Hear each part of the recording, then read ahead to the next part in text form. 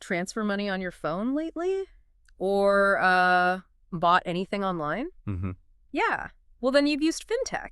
Yeah. And that means somebody's probably got a target on your back. Right. Okay, so maybe not a literal target, but in this digital age, cybersecurity and fintech, that's not just for the techies anymore. Right. This is about protecting your entire digital life. It's true. And it's really, we're not just talking about losing a few bucks to some, hacker in a hoodie.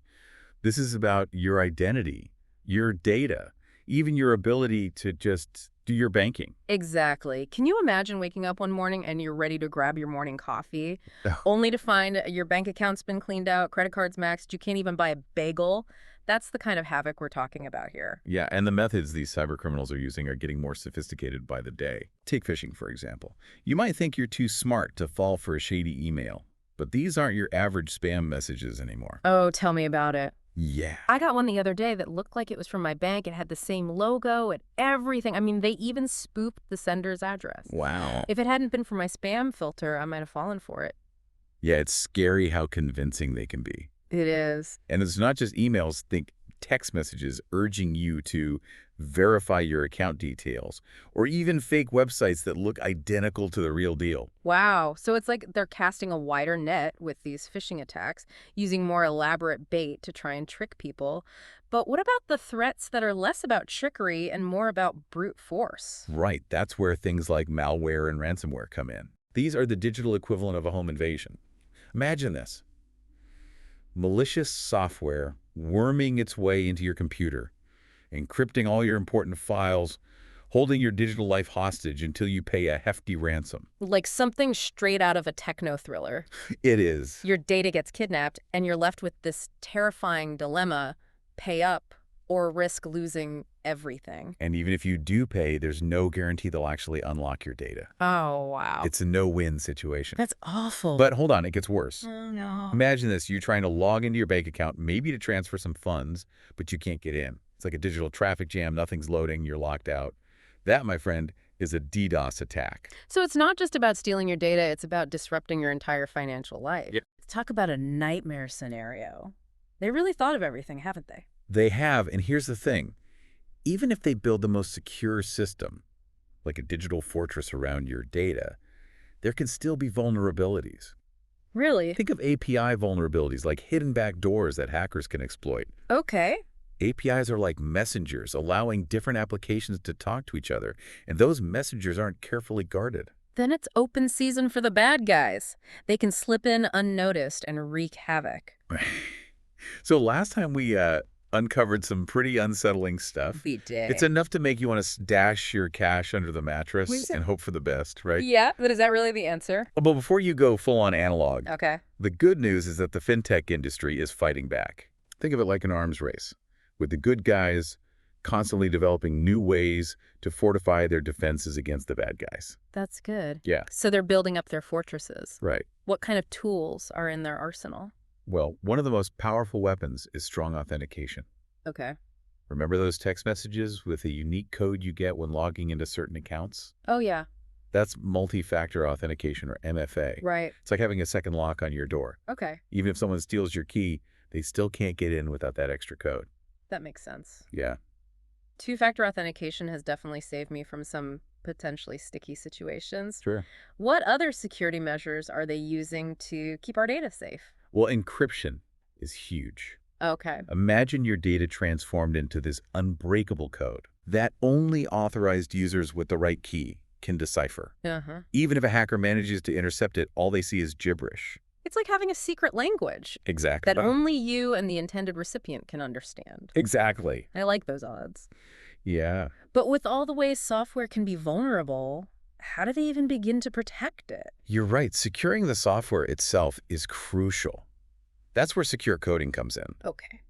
Think of it as constructing a digital fortress brick by digital brick, with every line of code meticulously inspected for weaknesses and reinforced against potential breaches. It sounds like incredibly detailed work. It is. But I guess when it comes to something as crucial as financial data, you really can't be too careful. Right. But even with all these precautions in place, we still hear about massive data breaches. We Remember the Equifax breach back in 2017? Oh, absolutely. That one sent shockwaves through, well, pretty much everyone. It did. It did. Over 147 million people affected. Wow. It was a stark reminder that even seemingly impenetrable systems can have vulnerabilities. Wow. What's particularly alarming about Equifax is that they knew about the vulnerability. Oh, really? They had the digital equivalent of a patch ready to go. And they didn't do it. They didn't implement it in time. Oh, wow. It highlights the critical importance of timely updates and proactive security measures. Talk about a costly oversight. Huge. And then there was the Capital One breach a couple of years ago. Right. That one really hit close to home for a lot of people. It did. Over 100 million customers affected. Really? In that case, it was a misconfigured cloud security setting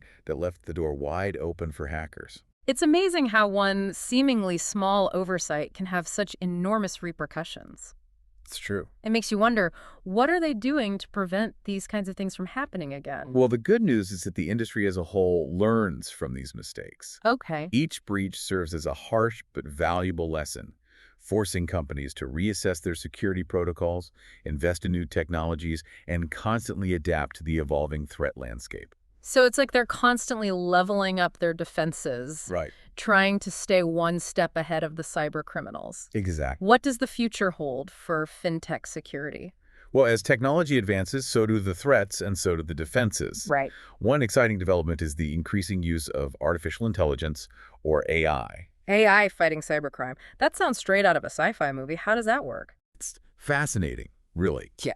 Imagine AI algorithms acting as digital detectives, Okay. constantly analyzing data, identifying unusual patterns, and flagging potentially suspicious activity before it even becomes a problem. So it's like having an army of super sleuths working behind the scenes 24/7 to keep our data safe. That's a great way to put it. That's pretty impressive. It is.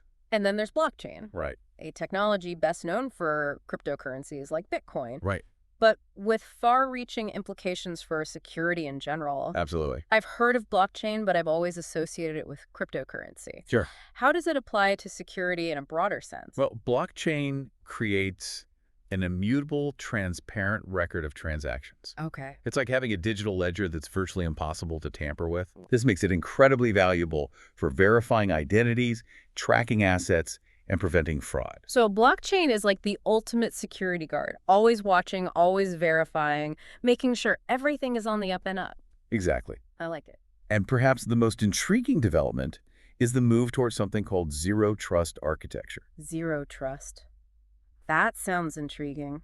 Tell me more. It's a security framework built on the idea that no user or device should be inherently trusted. Okay. Instead, every single interaction is verified and authenticated. Wow.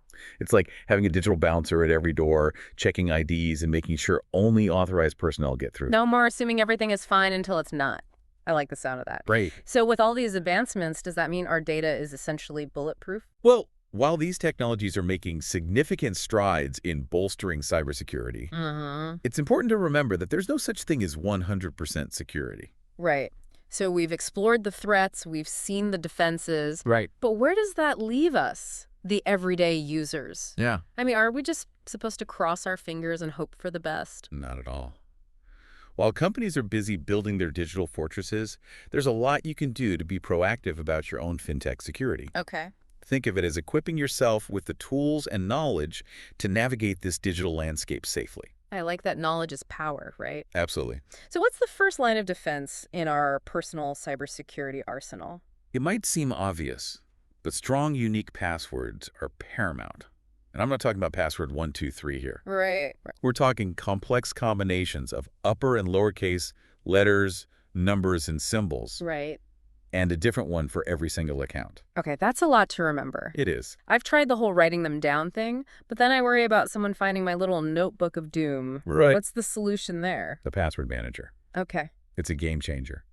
These tools generate and securely store all your passwords, so you only need to remember one master password. So it's like having a digital vault for your passwords. Exactly. Okay, that takes a load off my mind. What else can we do to bolster our defenses? Embrace multi-factor authentication wherever possible. Okay. That extra layer of verification might seem like a hassle, but it's a small price to pay for peace of mind.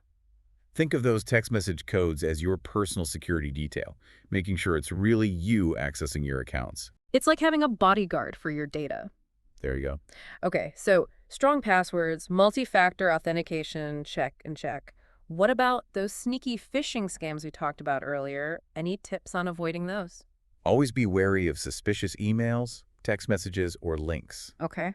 If something seems off, an unfamiliar sender, typos, a sense of urgency, don't click on it. Right. Instead, go directly to the source. Type in the website address yourself or call the company using a trusted phone number. Trust your gut. If it smells fishy, it probably is. Exactly. And speaking of things that are good for you, how important are those software updates, really? Those updates, those are your digital immune boosters. Okay. They often contain critical security patches that protect you from newly discovered vulnerabilities. So just like we get our flu shots, we need to keep our software up to date to ward off those digital viruses. Exactly. Got it. Any other pearls of wisdom to help us navigate this digital minefield? Be mindful of your digital footprint. The more personal information you share online, the more exposed you become. Think twice before posting sensitive details or connecting with unknown individuals on social media. Right. Think before you click a good mantra for the digital age. Absolutely. And a quick question, how safe is it to do our banking on public Wi-Fi? I always get a bit nervous about that. Those public Wi-Fi networks can be risky. If you must use them, consider a VPN or virtual private network. What's that? It's like creating a secure tunnel for your data, shielding it from prying eyes. A digital invisibility cloak. I like it. So we've covered a lot of ground here. What's the key takeaway for our listeners? You are not powerless.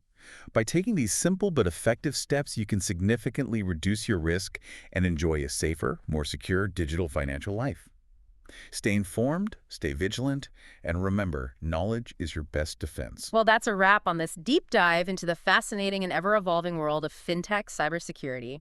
We journeyed from the depths of cyber threats to the heights of digital fortresses We did. and learned how we can all play a part in creating a safer digital future.